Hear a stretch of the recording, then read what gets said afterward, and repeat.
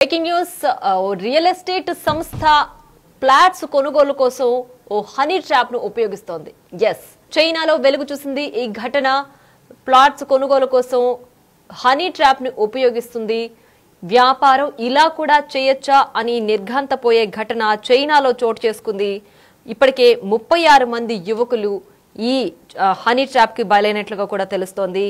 అయితే లియూ జియా అనే వ్యక్తి ప్రేమ పేరుతో యువకులను ముగ్గులోకి దించుతోంది.